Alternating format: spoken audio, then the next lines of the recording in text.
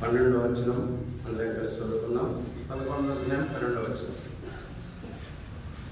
అది ఆకాశ వర్ష జలము త్రాగును. అందరం కలిసి చదువుకున్నాను. అది ఆకాశ వర్ష జలము త్రాగును. అది ఎవరైనా యెహోవా రక్షపెట్టు దేశము. ఎవరైనా యెహోవా సంవత్సరాలు దాని మీద ప్రజలరా, ఇప్పుడు మనం కూడా సంవత్సరాంతము 2025 అయిపోయింది. సంవత్సరాలు అంటే మనకు జనవరి, సంవత్సరాంతం అంటే డిసెంబర్ చివరి. ఇప్పుడు మనం ఎట్లున్నామంటే సంవత్సరాంతము మరియు నూతన సంవత్సర ఆదిలో పతరం చేరాలనుకుంటున్నాం. అందుకే దేవుని బిడ్డలారా, మనం దినము మొదలు దినము ముగింపు దేవుని సన్నిధిలో దేవుని నామం కనపరచడం మనకు దేవుడు నేర్పించాడు. ఇప్పుడు కూడా సంవత్సరం చివరి భాగము, నూతన సంవత్సర ఆరంభము, ఈ రెండు సమయాలు దేవుని సన్నిధిలో మనము దేవుని ఆరాధించడం మంచి శ్రేష్టమైన విధానం. మనం దేవుని సన్నిధిలో ఒక గడియ గడుపుట 1000 గడియల కంటే శ్రేష్టం అని 84వ కీర్తనలో రాయబడింది. గౌరవ కుమారుల యొక్క ధ్యానం అని. సో ఒక రోజంతా గడిపితే 1000 రోజులు గడుపుతుంది.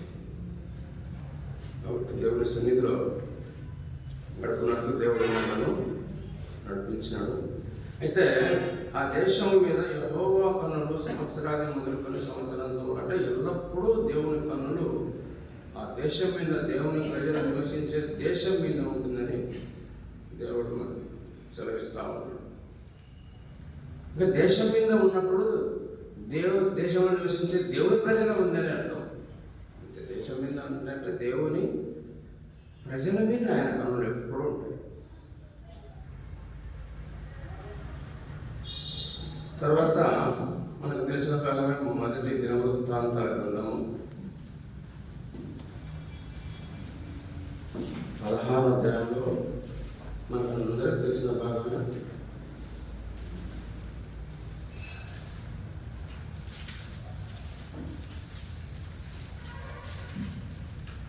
క్షమించండి, 2వ దినవృత్తాంతం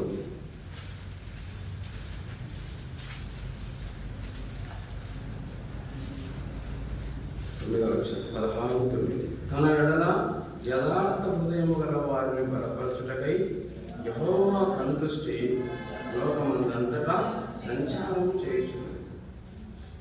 దేవుని ప్రజలారా, దేవుని ప్రజల మీద యథార్థంగా ప్రవర్తించేవారంటే దేవుని బిడ్డలను బలపరచుటకై దేవుని కనుదృష్టి లోకమందంతటా సంచారం చేస్తాడు. మనల్ని దేవుడు చూస్తానే ఉంటా ఉన్నాడు. మన దేవుడు మనల్ని నిమిషం చూస్తూ ఉన్నాడు. అందుకే పేతురు పత్రికలో కూడా 3వ అధ్యాయంలో యెహోవా కన్నులు నీతిమంతుల మీద, యెహోవా కన్నులు నీతిమంతుల మీద. అందుకు దేవుని ప్రజలారా, మరి సంవత్సరం అంతా దేవుడు మనల్ని చూస్తూ ఉన్నాడు. మన యొక్క ప్రతి పరిస్థితిలో కూడా, ఆ పరిస్థితులు ఎటువంటైనా సరే, ఎంతో అగ్నిలాంటి శ్రమలు వచ్చినా అటువంటి పరిస్థితుల్లో అయితేనేమి, మరి కుటుంబంలో ఎటువంటి పరిస్థితులు ఉన్నా కూడా అన్ని విషయాల్లో కూడా దేవుడు మనను చూస్తూ ఉన్నాడు, కాపాడుతూ ఉన్నాడు. కానీ ఆయన నమ్మకమైన దేవుడుగా మన ఎక్కడ ఉన్నాడు. కానీ అనేక విషయాల్లో మనమే ఆయన నమ్మకత్వంగా ఉన్నాము అనేది కూడా మనం పరిశీలించుకోవాలి. అందుకు దేవుని వాక్యంలో రాయబడి ఉంది. అపోస్తలుడైన పౌలు మొదటి కొరింథీయులకు రాసిన పత్రిక 4వ అధ్యాయంలో మాట్లాడారు. చూడండి, అపోస్తలుడైన పౌలు కొరింథీయులకు రాసిన మొదటి పత్రిక 4వ అధ్యాయం 4వ వచనం చదవగా, నా యందు నాకు ఏ దోషమును కానరాదు, అయినను ఇందువలన నీతిమంతుడుగా ఎంచబడను. నన్ను విమర్శించేవాడు అంటే నా యందు నాకు ఏ దోషము కనరాదు కానీ అయినను నేను నీతిమంతుడిగా తీర్చబడను. అంటే అంత గొప్ప దైవజనుడే నేను పాపం లేని వాడను అని అనలేడు. ఎందుకంటే తన కళ్ళతో తనను చూసినప్పుడు ఏమి లేదే అనిపిస్తారు అది, కానీ దేవుని కళ్ళు. కాబట్టి దేవుని కళ్ళతో మనం చూసినప్పుడు మనం దోషిగానే ఉంటాం.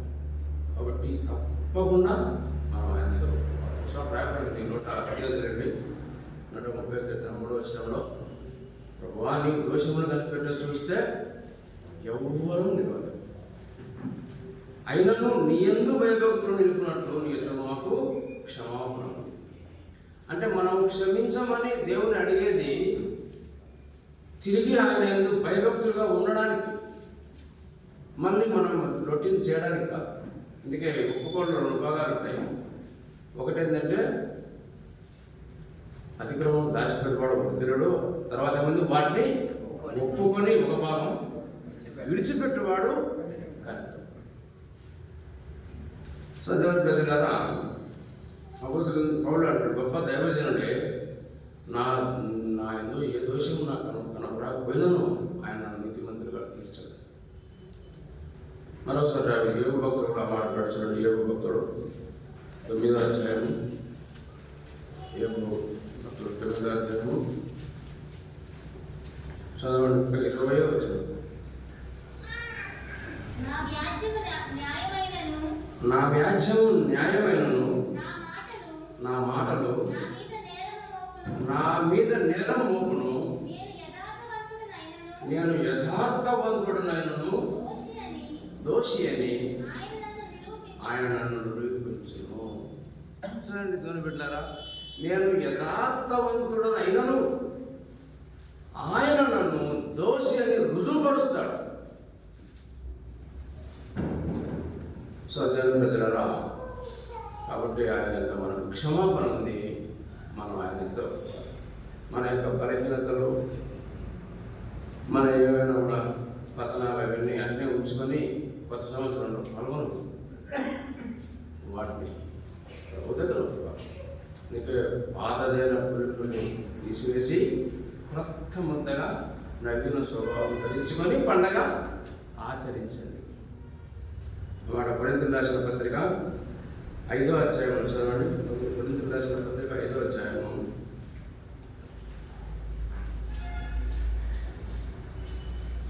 8వ వచనం. కనుక పాతదైన పులిపిండితోనైనను దుర్మార్గతయు దుష్టత్వమునైనను పులిపిండితోనైనను కాకుండా నిష్కాపట్యమును సత్యము నన్ను పులియనుటతో, అంటే మనం ఆయన ఒప్పుకొని నవీన స్వభావం ధరించుకొని కొత్త సంవత్సరంలో పాల్గొనడం దేవునికి ఇష్టం, మనకు కూడా ఎంతో ఆశీర్వాదం. దేవుని ప్రజలారా, ఇశ్రాయేలు ప్రజలు ఆ దేశంలో ఉన్నప్పుడు దేవుని కనుదృష్టి వారి మీద నిత్యం ఉండటం ద్వారా దేవుడు వారిని చూసి ఏమి గమనించినట్టు దేవుని బిడ్డలారా,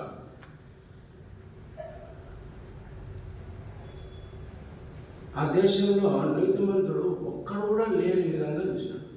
దేవుని ప్రజల్లోని ఇర్మియా గ్రంథము ఆయా కాలంలో చూసినప్పుడు ఇర్మియా గ్రంథం 5వ అధ్యాయం 1వ వచనం చదవగా, యెరూషలేము వీధులలో ఇటు అటు పరిగెత్తుచూ చూసి తెలుసుకోండి, దాని రాజవీధులలో విచారణ చేయుడి, న్యాయము జరిగించుచు నమ్మకముగా ఉన్న యత్నించుచున్న ఒక్కడు మీకు కనబడిన ఎడల అర్థమైన ఏమంటున్నా,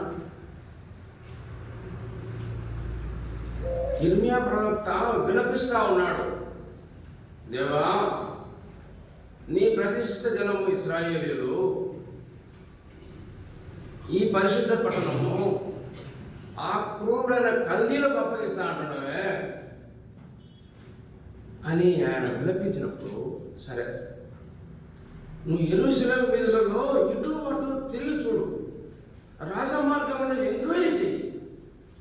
ఇశ్రాయేలు అందరిలో లేకుండా ఉంటే న్యాయంగా నడుచుకునేవాడు యెరూషలేములో ఒక్కరిని చూపి ఆ ఊరిని క్షమిస్తాడు.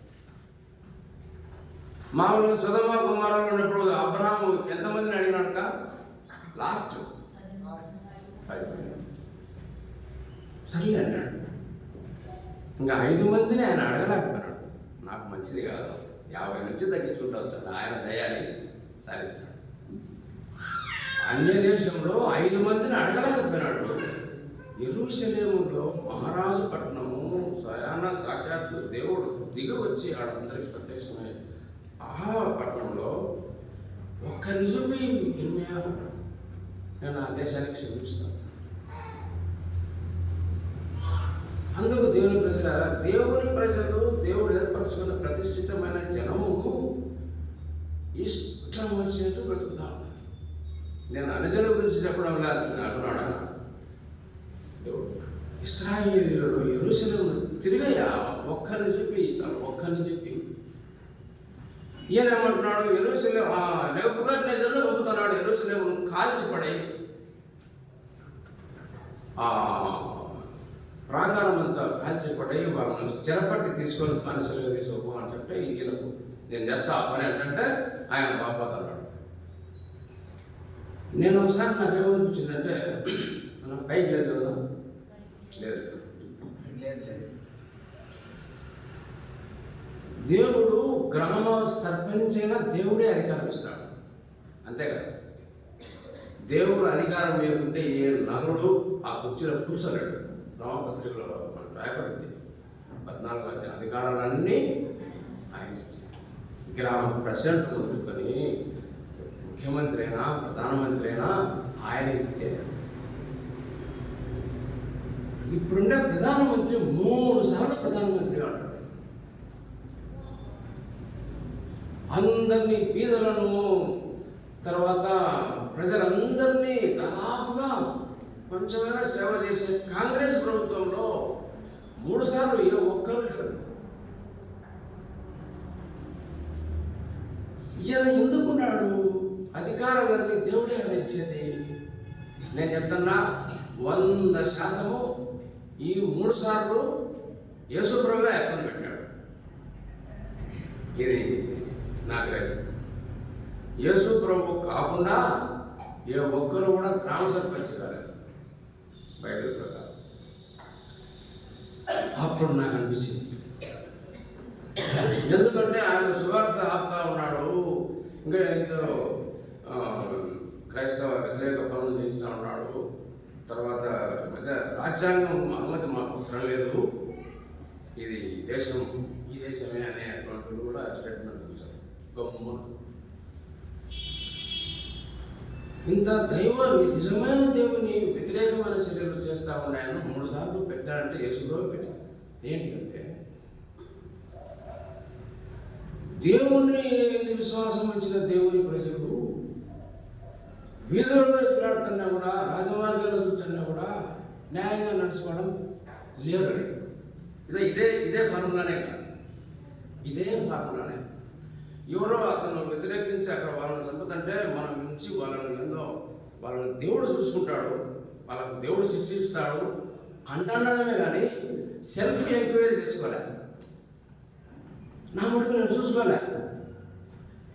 అసలు ఆయన కంటే దేశ ప్రభు అనే గ్రహం కూడా నాకు లేదు.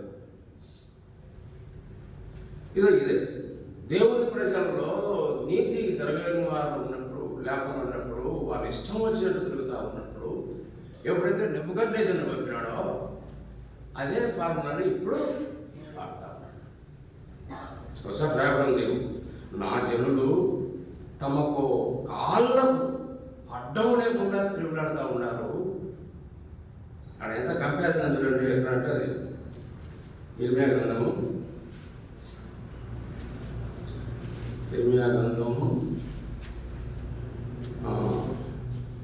14వ అధ్యాయం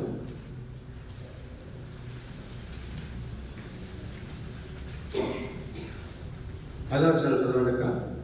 యెహోవా ఈ జనులతో యెహోవా ఈ జనులతో ఈ మాట సెలవిస్తున్నాడు, ఈ జనులు తమ కాళ్ళకు అడ్డము లేకుండా తిరుగులాడుటకు ఇచ్చగలవారు కనుక యెహోవా వారిని అంగీకరింపడు. ఇప్పుడు ఆయన వారి అక్రమమును జ్ఞాపకం చేసుకును, వారి పాపములను బట్టి వారిని శిక్షించును. ఎవరి గురించి అంటే ఇశ్రాయేలు ప్రజల గురించి చెప్పేది. అదో 2వ వచనంలో యూదా దుఃఖించుతున్నది, దాని గుమ్మములు అంగలాడుతున్నది. ఇశ్రాయేలు ప్రజలు ఎట్లున్నారంటే తమ కాళ్ళకు అడ్డం లేకుండా నిలబడుతున్నారంటే ఈ కాళ్ళు కాదు, అందరంగా కూర్చొని కాళ్ళు ఇష్టం వచ్చేట్టు పోతున్నాయి. ఎవరంటే దేవుని ప్రజలు, దేవుడు ప్రతిష్ఠించుకున్న బిడ్డలు ఇష్టం వచ్చి తిరుగుతారు. ఎంత తిరుగుతున్నారంటే చూడండి దేవుని బిడ్డలారా, యెహెజ్కేలు గ్రంథము, ఇవన్నీ సమకాలీనమైనటువంటి ప్రవచనాలు. ఇవన్నీ యెహెజ్కేలు గ్రంథము 5వ అధ్యాయము 6వ వచనం వినండి. అయితే వారు నా విధులను తృణీకరించి నా కట్టడలను అనుసరింపక దుర్మార్గతను అనుసరించు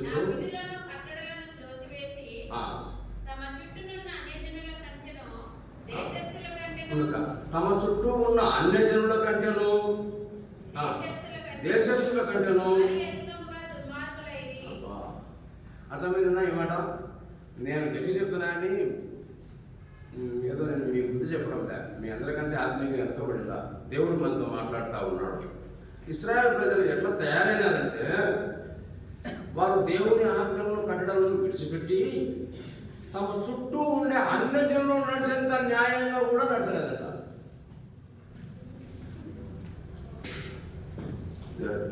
ఇప్పుడు ఎంతోమంది మా ఊర్లో లేదంటే ఒకవేళ హైదరాబాద్లోనే కాంతే, ఇంకా ఎక్కడన్నా కాంతే, అన్ని జనులు కోర్టులో కాలు పెట్టలే అట్లా ఎంతోమంది ఉన్నారు. అన్ని జనులు కోర్టు ముఖం చూడాలి ఎంతోమంది ఉన్నారు. అయితే నిలబడుకొని దేవుని వాక్యం ప్రజలకు బోధించే వాళ్ళు కోర్టులో నెలకు ఒకసారి కదా.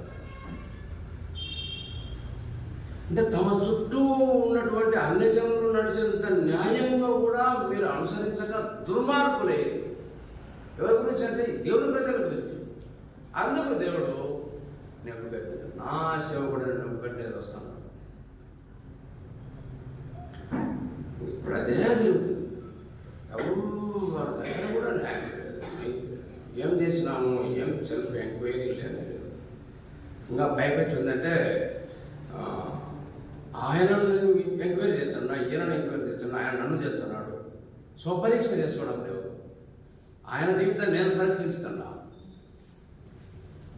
అసలు క్రైస్తవుడు ఒకరి ఎదుటి వాళ్ళ జీవితాలు పరీక్షించనే కూడదు. పరీక్షించినా లాభం లేదు. ఇప్పుడు తప్పులు నీ తప్పులు నేను కనిపెట్టాను అనుకున్నా, నాకు వెంట్రుక వాసి కూడా మీరున్నది ఆత్మీయ జీవితం. ఒక లోకంలో ఒక కవి ఒక పద్యం చెప్పినాడు, తప్పులున్న వారు దండోపదండాలు, ఊరు జనుల కల్లా ఉండు తప్పు. అంటే తప్పులు ఉండేవారు ఎందరో అని, తప్పులున్నవారు తండోపదండాలు, ఊరు జనుల కల్లా ముందు తప్పు. అది కాదు తప్పు. ఇప్పుడు తప్పులు ఎన్నువారు తమ తప్పులు ఎరుగరు. ఇప్పుడు ప్రాబ్లం ఏంటంటే తప్పులు ఎన్నువారు అతను చూడు, ఇతను చూడు, ఇతను చూడు అనే వాళ్ళు ఇప్పుడు తప్పులు ఉండేవాళ్ళని కాదు. ఆ లోక జ్ఞానం చూడు, మరి అంత న్యాయం కూడా దేవుని ప్రజలు నడుచుకోలేదు అని దేవుడు అని చూడండి. ఇంకా మళ్ళీ ఒక మాట అంటే మధ్యలో అండి, మీ చుట్టూ ఉన్నాను కింద చుట్టూ 7వ వచనం కింద 2 లైన్ల కింద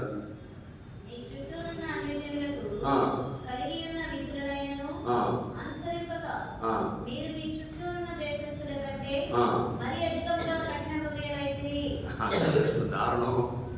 దేవుని ప్రజల గురించి, ఇశ్రాయేలు ప్రజల గురించి ఒక్కసారి మోషే ఏమన్నాడు? ద్రోహులారా అన్నాడు. నాకేమనిపించిందంటే వారిని ఆ మాట నచ్చనే అనిపించింది. ఆయనకు మోసేకు ద్రోహం చేయలే, సర్వోన్నతులైన దేవుడికి ద్రోహం చేసినారు. వారు చూసినారు, నీళ్ళు అట్లే గోడ పని చూసినారు. 40 సంవత్సరాలంటే 40 సంవత్సరాలు ప్రయాణం అంటే అమెరికా పిల్లోడు 20 సంవత్సరం కల్లా వదిలిపెట్టాలి కల్లా ఈ వల్ల ప్రచారం అమ్మనే అదే కుదలే అన్ని అద్భుతాలు చూసినారు. మీ ఐగుప్తులు ఎన్నో చూసినారు. నిజమైన దేవుడిది ఐగుప్తులు ప్రూఫ్ అయిపోయింది. దూడను పెట్టుకొని మమ్మల్ని రక్షించింది. దేవునికి ద్రోహం చేసింటే ఈయనేమన్నాడు? Rash words came from the lips of Moses. కానీ మాట మోసెస్ నోట నుంచి, మోసే ప్రవక్త నోట నుంచి వచ్చే తన ప్రజలను ఎంత ప్రేమించినాడో చూడ. అంత గొప్ప దైవజనుడికి ఆ కణాలు లేకపోవు. అంతగా దేవుడు ప్రేమించిన ప్రజలు ఏమైందంటే కృతజ్ఞత లేదు. అందుకు ఆయన దీర్ఘశాంతము, ఆయన అనుగ్రహము ఎంతో ఉన్నది. అంత ఉన్నవారు అసలు ఆయన భయం లేకున్నప్పుడు నెబుకద్నెజర్ మాట ఉంది, క్రూరులైన కల్దీలకు అప్పగించడమే దేవా అని ఇర్మియావారు. సరే, నువ్వు యెరూషలేముకి చూడు, ఒక్కరిని దిక్కు క్షమిస్తావు. సో దేవుని ప్రజలారా, మనం ఇప్పుడు ఈ విధంగా ఉన్నామంటే మన మీద దేవుడు అనుగ్రహము, ఆయన దీర్ఘశాంతం వహించున్నాం. లేకపోతే మన అపరాధాలు చూస్తున్నాం ఎప్పుడో నిర్మూలమయ్యాం. ఇంకోసారి రాబడి ఉంది, విలాపవాక్యములు. సో విలాపవాక్యం నాకు అన్నాడు సమయం ఎప్పుడు ఇచ్చినాడు నా యొక్క సోదరులంగా అయిపోయింది. విలాపవాక్యములు 3వ అధ్యాయము 22 వచ్చిన చదువుక. యెహోవా కృపగలవాడు, ఆయన వాత్సల్యత ఎడతెగక నిలుచున్నది కనుక మనం ఎందుకు నిర్మూలన కాలేదంటే మనం ఆల్రెడీగా నిర్మూలనానికి పాత్రలమే. మనం తీసేయాల్సిందే. ఇంకా మనం ఆయన తీసేద్దాం, పక్కన పెట్టాలి, తీయాల్సిందే, చంపాల్సిందే. మనము ఆల్రెడీగా అటువంటి వాళ్ళమే. అయినా మన ఎడల ఆయన వాత్సల్యత ఉంది కాబట్టి మనం నిర్మూలన కాదు. అందుకు అచ్చత ఆయన కృపగలవాడు, ఆయన వాత్సల్యత ఎడతెగగా నిలిచినది కనుక మనం బ్రతికినాం. నిర్మూలన కాలేదంటే బ్రతికినాం. ఇస్రాయేలు ప్రజలు చూడండి, మాటలు చూడండి. మలాకి గ్రంథం మనకు తెలిసేటే తెలియదు కదా. మలాకి గ్రంథం 3వ అధ్యాయం 6వ వచనం చదువుగా. యెహోవానైన నేను మార్పు లేని వాడును కనుక యాకోబు సంతతి వారైన మీరు లయము కాదు. నేను మార్పు లేని వాడును కనుక మీరు బ్రతికిన. దేవుని ప్రజలారా, ఇప్పుడు కూడా సేమ్ ఫార్ములా దేవుడు ఉపయోగిస్తూ ఉన్నాడు. మీ చుట్టూ ఉన్న అన్యజనులంతా నడిచేంత న్యాయంగా కూడా యేసు ప్రభువునందు విశ్వాసం ఉంచిన వారు నడుచుకొని ఉన్నారని ఆయన 3వసారి కూడా చెప్పుకోవాలి. కొంతమంది ఏదో ఇది ఈవీఎంలు అటు చేసాడు తను అన్నా చెయ్యి, యేసు ప్రభు కూర్చోబెట్టకుంటే ఎవరు ఎక్కలేదు. ఆయన ఎక్కినాడు, ఇంకా దేవుడు నా చిత్తాన్ని నెరవేరుస్తాడు. ఇప్పుడు ఎక్కడ పడితే అక్కడ అదే జరుగుతూ ఉంటుంది. కాబట్టి మనలను మనం పరీక్షించుకోవాలి. నేను ఏ విధంగా ఉన్నాను, నేను ఎలా నడుచుకుంటా ఉన్నాను. అది దేవుడు మనకు మంచి సమయం ఇచ్చినాడు. మనం తిరిగి రిస్టోర్ కావాలి. దేవుడు మంచి సమయం ఇచ్చినాడు. ఎందుకు దేవుని ప్రజలారా, దేవుడు మనల్ని రక్షించింది దేని కొరకు? మనము క్రీస్తు ప్రభువులో మరలా సృష్టించినాం. ఆల్రెడీగా మనము సృష్టించబడ్డాం. అయితే తల్లి గర్భంలో నుండి తిరిగి మరలా మనం ప్రభువులో సృష్టించాలి. అందుకే ఎఫ్ఎస్సీలు రాసిన పత్రికలో చూడటం మాట మనకు తెలిసిన మాట. ఎఫ్ఎస్సీలు రాసిన పత్రిక 2వ అధ్యాయము 10వ చదువుతాం. మరియు వాటి యందు మనము నడుచుకొనవలెనని దేవుడు ముందుగా సిద్ధపరిచిన సత్క్రియలు చేయుటకై మనము క్రీస్తు యేసునందు సృష్టింపబడిన వారమై ఆయన చేసిన పని అయి ఉన్నాము. మనల్ని దేవుడు ఎందుకు మరలా యేసు ప్రభువులో సృష్టించినాడంటే సత్క్రియలు చేయడానికి. ఇంకంతే. ఆ క్రియలే మనలో ఉన్నాయా లేవా అని దేవుడు చూస్తున్నాడు. సత్క్రియలు చేయాలి. సత్క్రియలు చేయడానికే ఇంకా వేరే ఏమి లేదు. సత్క్రియలు చేయడానికి దేవుడు మనల్ని రక్షించాడు. మరొక మాట చెప్పాలంటే మనల్ని వెలిగించినాడు. మనము వెలిగించబడినాము. మాట రాయబడింది మత్తయి సువార్త, మనకు తెలిసిన భాగమే. మత్తయి సువార్త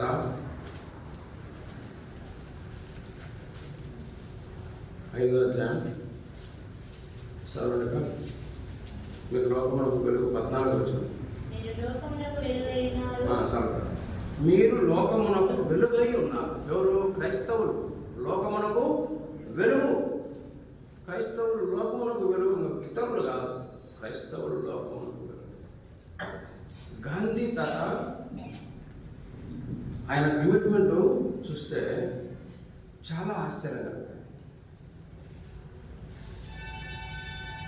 ఒకసారి బాంబేలో ఒక స్కూల్ ఓపెనింగ్కు ఆయన పిలిచారు. గాంధీ తాత పిలిచింటే చదివేటే ఇవన్నీ మనకే మనం సమకాలికంగా ఆయనతో పాటు నెహ్రూ తదితరులతో పోయినారు. పై ఆయన కఠినం చేసేటప్పుడు 8వ తరగతి పాప స్టూడెంట్ బాంబేలో గాంధీ వైపు ఒకటే కూర్చుందట. ఏంది వీళ్ళందరూ దొరలమాది ఉన్నారు, నెహ్రూ ఎటువంటి డ్రెస్ ఇంత మందం చుడిదార్ వేసి అనుకుంటాడు నెహ్రూ. పక్కనుండే బాల గంగాధర తిలక్ అందరూ దొరలమాది ఉంటారు. ఏంది ఈ పంత కనిపిస్తుంది, గోరు చెప్పుకున్నాడు అని ఆ పాపకు ఆలోచన వచ్చింది. 8వ తరగతి పాప వచ్చి ఇంకా తట్టుకోలేకపోయింది. ఆయన కట్ చేసి వచ్చాడు, కూర్చుంటేనే దూరిందట. పోలీసులు లేకున్నా కూడా దూరి రమ్మని ఎందుకు ఆ పాప వచ్చిందంటే, ఏం తాత వీళ్ళందరూ స్టేజ్ మీద ఎంత దొరల మాత్రం ఉన్నారు, నీ గుడ్డలు సరిగా లేదని అంటే, అమ్మా మా అన్నదమ్ములు పోవు, వాళ్ళకందరికీ లేవు మా చొక్కాలు, నీకు కుట్టిపించా మా నాయనతో చొక్క, మీ అన్నదమ్ములు కుట్టిపించా, ఎంతమందో చెప్పారిందట. అంటే ఈ విశాల భారతదేశంలో కొండలలో గ్రామాలలో ఉన్నారు మా అన్నదమ్ములు. నాకు ఒక వారం టైం, నేను సర్వే చేసి ఎంతమందో మా అన్నదమ్ములు చెప్తా, అప్పుడు వినాయకుడు చూడారు. అంటే ఆయన ఉద్దేశం ఏంటంటే, ఈ భారతదేశంలో అందరికీ సమృద్ధిగా వస్త్రాలు ఉండే రోజు నేను వస్త్రాలు బాగా వేసుకుంటా అని ఆయన కమిట్మెంట్. ఒక అన్నింటి చూడు ఎంత బాగుందో, అది ఈ రూపంలో తెలిసిందిలేమో.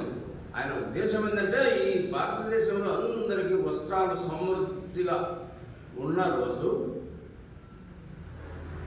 నేను కూడా వస్త్రాలు కడుక్కుంటాను అనే తీర్మానం తెలిసిపోయింది. అప్పుడు ఆ పాప కూడా ప్రసంగించండి మనసు గొప్పదమ్మ. అంత మహానాయకుడు ఎంత ఎంత నిరాడంబరంగా ఉన్నాడు.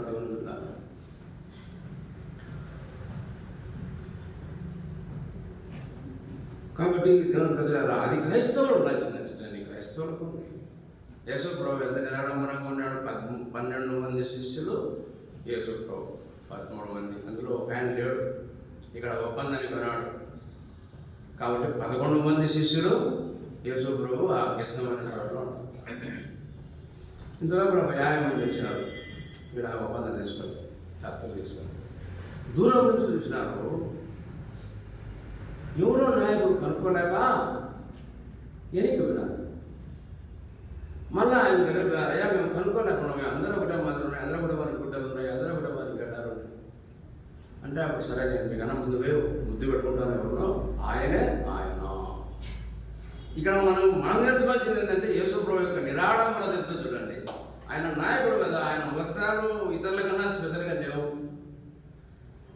ఆయన హావభావాలు అయితేనేమి, ఆయన ఏదైనా ప్రొఫైల్ ఎందుకు అందరిలాగానే ఉండాలి. ఆడంగా మనం క్రైస్తవులు అంటే నిరాడంబరంగా ఉండాలి. క్రైస్తవులకు 50 చీరలు ఉండవు, 30 డ్రెస్సులు ఉండవు. ఆరోగ్యకి ఎంతమంది డ్రెస్సులే ఉంటారు.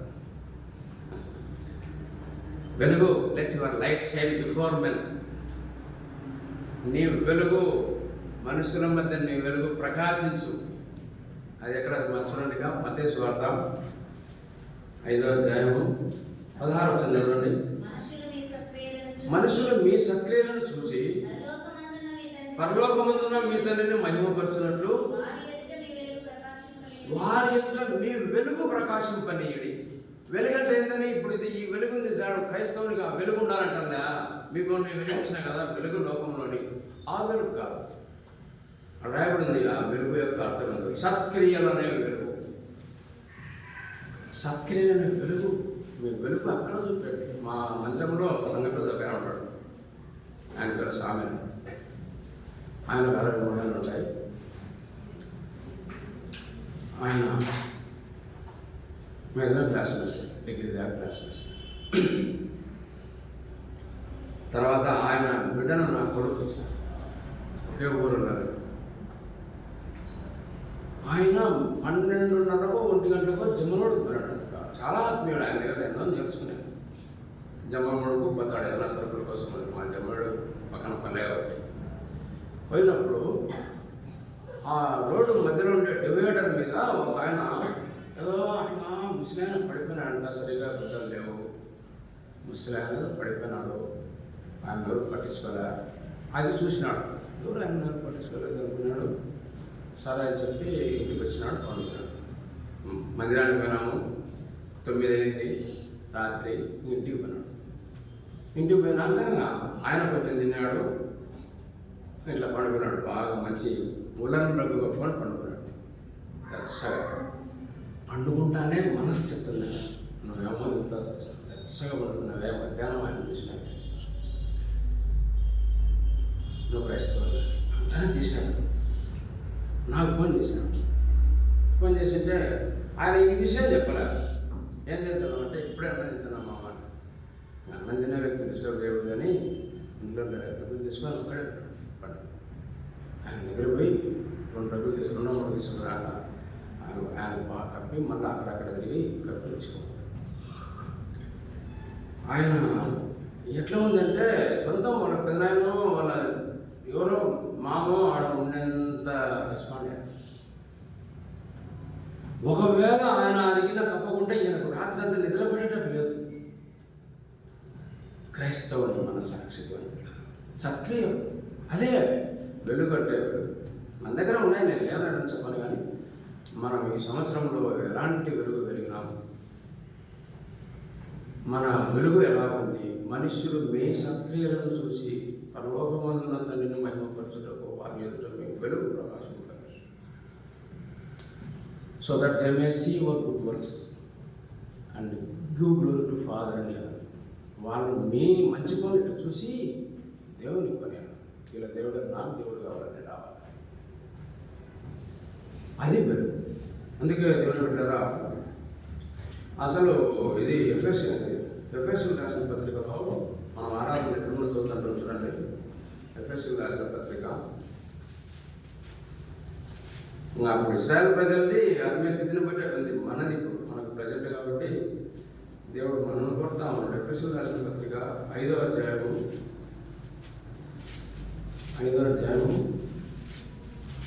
చూడండి. రెఫరెన్స్ పూర్వం మీరు చీకటి ఉంటున్నాడు.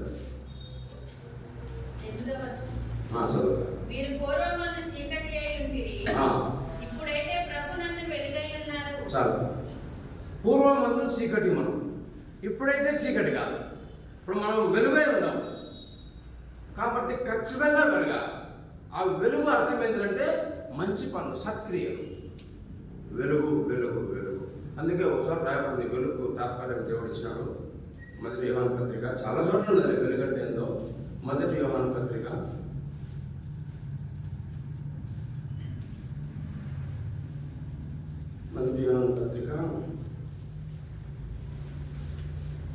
2వ అధ్యాయము 10వ వచనం. తన సహోదరుని ప్రేమించువాడు వెలుగులో ఉన్నవాడు, అతని యందు అభ్యంతర కారణమేమీ లేదు. తన సహోదరుని ద్వేషించువాడు చీకటిలో ఉండి చీకటిలో నడుచుచున్నాడు. మనకి ఇదే కావచ్చు. ఇప్పుడు అర్థమైంది, వెలుగులో ఉన్నవాడు అని, నేను వెలుగులో ఉన్నాను అని నన్ను నేను తెలుసుకోవాలంటే నేను సహోదరుని ప్రేమించుతా ఉంటాను. నేను సహోదరుని ద్వేషించితే నేను చీకట్లో బైబిల్ పెట్టుకోవచ్చు, బోధించవచ్చు. సహోదరులు అంటే ఒకరితోనే కాదు, సహోదరులు అనమాట మరి అందరితో నేను వాళ్ళని ప్రేమించాలి. అదే గుర్తు, మనం వెలుగులో ఉన్నామా. వాళ్ళు ఎక్కడ మీరు ప్రతి ఊళ్ళో మీరు చూసినట్లయితే మా జమ్మలవాడ పక్కన కొన్ని సమాధులు ఉన్నాయి. వాళ్ళ తల్లిలో పుట్టింది ఇంగ్లాండ్ దేశం. మరి కర్నూలు ఉన్నాయి, కడపలు ఉన్నాయి, ఒంగోలు ఉన్నాయి. ఎక్కడ చూసినాం ఒంగోలులో గ్లౌ ధర అని ఒక వాళ్ళ సమాధులు ఉన్నాయి. అక్కడ స్టోర్పురం లేకపోతే ఇంకా 70 సమాధులు ఉన్నాయి. వారు క్రైస్తవులు మిషనరీస్గా వచ్చిన భారతదేశానికి కాదు, ప్రపంచ దేశాలకు. వాళ్ళ దేశంలో మేము మా సహోదరులు లేదా వాళ్ళ దగ్గర మేము పెరగాలని చెప్పి మార్కు 16:16 ఏముంది, మీరు సర్వలోకమునకు ఆ ఆజ్ఞను 100% వాళ్ళు పాటిస్తున్నారు. మన తాలూకా దాటిపోలేదండి, అయినా మన పరిధి మీద మంచిదే. కానీ వాళ్ళు వాళ్ళ సొమ్మును, వాళ్ళ ఆస్తులు అన్నీ ఎన్కాష్మెంట్ తీసుకొని అమ్మి ఆ డబ్బులు తీసుకొని వచ్చినారు. వచ్చి ఇక్కడనే యేసు ప్రభు ప్రేమను క్రియాపూర్వకంగా ఆకర్షిస్తారు. మా నాన్నగారు చెప్తా ఉన్నారు, వాళ్ళ ముందు గోధుమలు ఇచ్చారట, నూనె ఇచ్చారట, వైద్యాన్ని ఇచ్చారు. మెల్లగా ప్రభు ప్రేమ మీరు కూడా తెలుసు, ఇక్కడ కూడా కొట్టారు. సో దేవుని ప్రజలారా, అదే ప్రేమ. ప్రేమించడమే వెలుగడం, ప్రేమ కలిగి నడుచుకోవడం. ఆ ప్రేమ కూడా ఇక్కడ రాయబడింది యోహాను పత్రికలో. చూడండి, యోహాను పత్రిక ఇక్కడ ఇంకొక రకమైన ప్రేమ. 3:18 చదువుతారు. మొదటి యోహాను పత్రిక 3:18.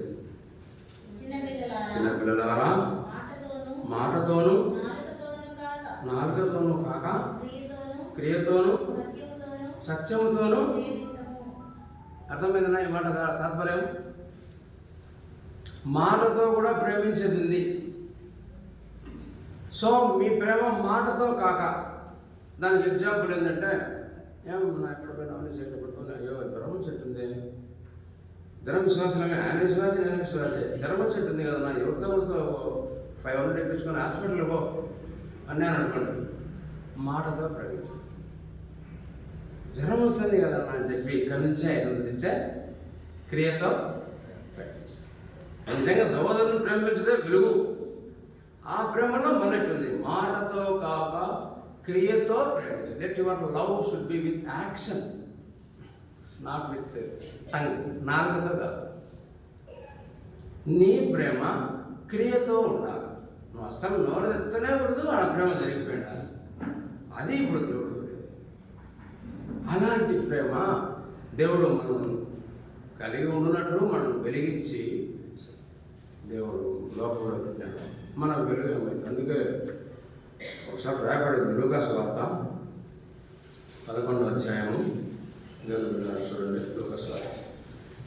నేను ఇప్పుడు చెప్తున్నానని ఎవరికి ఏం బుద్ధి చెప్పాడు కాదు, మనతో దేవుడు మాట్లాడుతున్నాడు. నేను పొద్దుగానే అంటాను. లూకాసు వార్త 11వ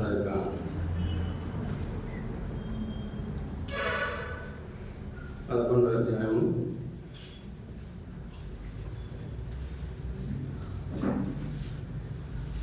ఆ మాట ఏంటంటే చూడండి, 34వ వచనము, 11:34 కింది లేదు, 35 స్టార్టింగ్ పెద్దలు మామూలు ప్రారంభం లేని. లూకాసు వార్త 11వ అధ్యాయం 35.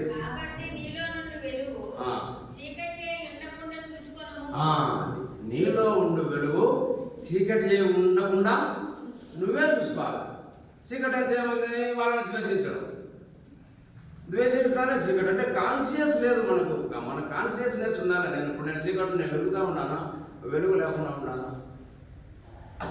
దేవుని బిడ్డారా అన్నీ చూడండి. లూకాసు వార్త 12వ అధ్యాయంలోనే మొదటి మాట చూడండి, 12:35.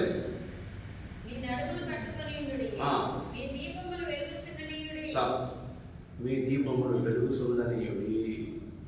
అంటే ఆ వెలుగు ఏంటంటే క్రియలే, సత్క్రియలు చేయదు.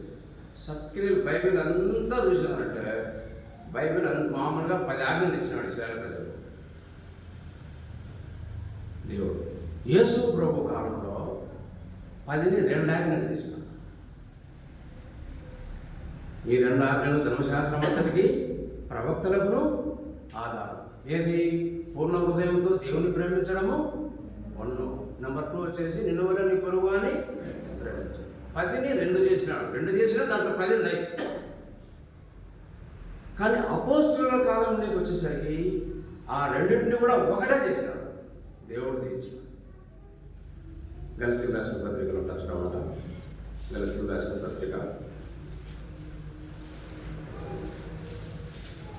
గలతీ 5వ అధ్యాయము 14వ వచనము. ధర్మశాస్త్రం అంతయు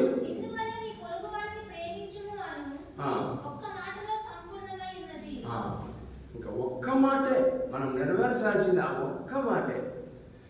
నిన్ను వల్లే నీ పొరుగు అని, నీ కొడుకు వలే నీ పొరుగు అని అంటే మళ్ళా ఆడ తేడాచాలి. ఒక మనం ఫోటో స్టూడియోలో పోయి ఫ్యామిలీతో ఫోటో తీసుకున్నాడు, కొన్ని గ్రూప్ ఫోటో ఆయన కడిగి ఇచ్చినాడు. ఇచ్చాను నేను నన్నే చూసుకుంటాను, నా కొడుకును మళ్ళా అది నన్ను అయినా అది ఇచ్చానే ఫస్ట్ నాకు నాయన బాగా పడుకున్నాడు, మళ్ళా చూసా కాల్చుంటే అది తీసిపోదు. అందుకే దేవుడు అది గమనించి నీ కొడుకు వలే ప్రేమించినా కూడా నిన్ను వలే ప్రేమించు, నిన్ను వలే నీ కొడుకు. అందుకే ఒకటి గలతీయులకు రాసిన పత్రిక అక్కడనే 6వ అధ్యాయంలో మాట్లాడతారు. మనకు ఎన్నో ఉన్నాయి కదా మనం గ్రహింపు. గలతీయులకు రాసిన పత్రిక పౌలు గలతీయులకు రాసిన పత్రిక 6వ అధ్యాయము 2వ వచనం. ఒకరి భారంలో ఒకడు భరించి ఇలాగ క్రీస్తు నియమమును పూర్తిగా ఎవరికి చదివింది? ఇప్పుడు చదివింది దొరక మన దొరక ఇప్పుడు బాధ లేదు. అప్పుడు ఒక్కని భారములు భరించంటే ఎవరిదో ఒకరిదని. ఇప్పుడు అట్ట కాదు, ఒకని భారములు ఒకడు, అందరి భారాలు భరించాల్సిందే. భరించి ఆడ ఉంది క్రీస్తు నియమమును పూర్తిగా. ఏది ఆ క్రీస్తు నియమం అంటే? నిన్ను వలే నీ పొరుగు. ఇంకంతే, వేరే ఏం లేదు. బైబిల్ అంతా కలిసి నాకు అర్థం కాలే ఒక మాటలు చెప్పంటే అదే మనం చెప్పాలి. నిన్ను వలే నీ పొరుగు అని ప్రేమించు, నిన్ను వలే నీ పొరుగు అని ప్రేమించు. సో దేవుని ప్రజలారా, మనం సహోదరులను మాకు రాయబడింది, మనం ఎవరో హత్య చేయలేదు, కానీ మనకు తెలియకుండానే మనం అంతకూడదు. దేవుని మాటను బట్టి సహోదరుని ద్వేషించేవాడు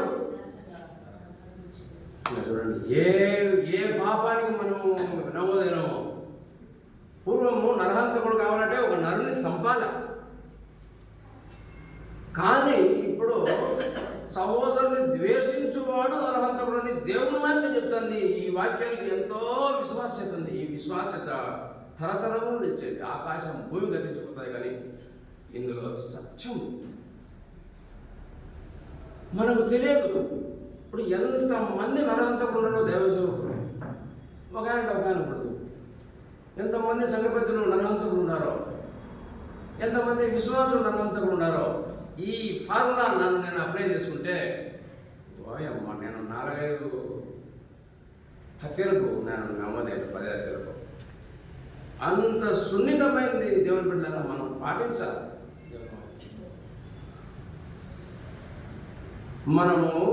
మనకు తెలియకుండానే నరహంతకులైనాం, మనకు తెలియకుంటే దొంగలు అయ్యేటట్టు ఒకటి చెప్పండి, మీరే మంచిగా చెప్పండి, ఇదాన్ని టైం తీసుకోండి. మనం దొంగతనం ఏం దొంగలమని ఒకటి మలాకి 10వ భాగం ఇవ్వకుండా పోవడమే దొంగతనం చేస్తారే. చూడండి, మనకు తెలియకుండానే దొంగతనం జరుగుతుంది, మనకు తెలియకుండానే నరవంతం పెడుతున్నాం, మనం తెలియకుండానే ఇంకోటి భయంకరమైన పాపం ఉంది. ఎందుకంటే అప్పుడు పూర్వం ఏ చేస్తేనే పాపం, ఇప్పుడు ఆ మోక్షంతో చూస్తేనే ఎంత సెన్సిటివ్ క్రైస్తవులు, ఎంత సున్నితంగా ఉన్నారు, ఎంత సున్నితమైన గ్రహింపుతో ఉన్నారు. సో వెలుగాలను క్రైస్తవుడు వెలుగు, అందుకే ఈ వెలుగు ఆరిపోతుందా లేదా చూసుకోవాలి. దేవుడు పెట్టారా క్రైస్తవులకు. అందుకే ఒక ఆమె చనిపోయింటే దేవుని విశ్వాసం వచ్చిన అపోస్తల కార్యాల్లో ఆమె దగ్గరికి పోయి సిస్టర్స్ అంతా చూడండి ఆమె విషయమే, ఆమె ఆత్మీయ జీవితం, ఆమె జీవితాన్ని ఎంత కోరుతా ఉన్నారో. అపోస్తల కార్యములు 9వ అధ్యాయము 36వ వచనం చదువుతా. మరియు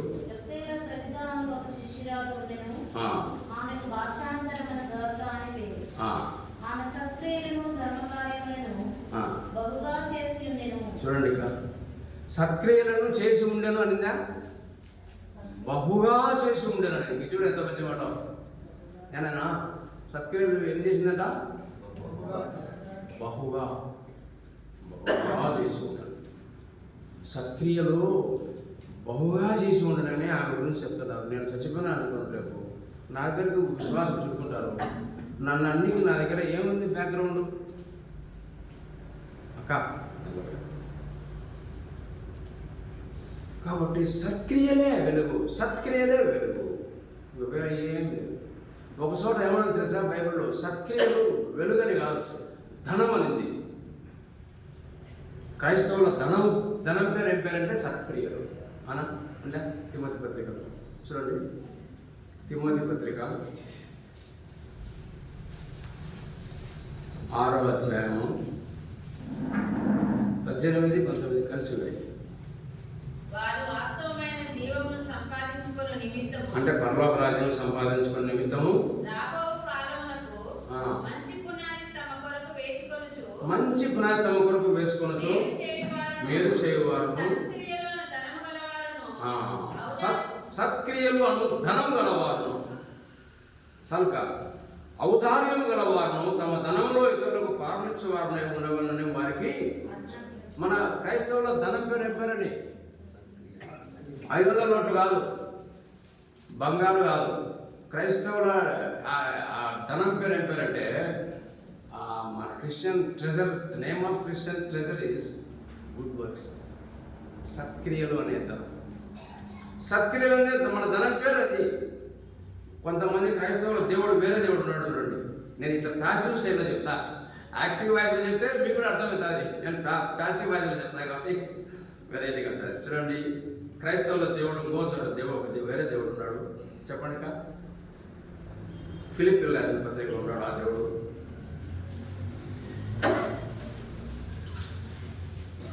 మూడు 18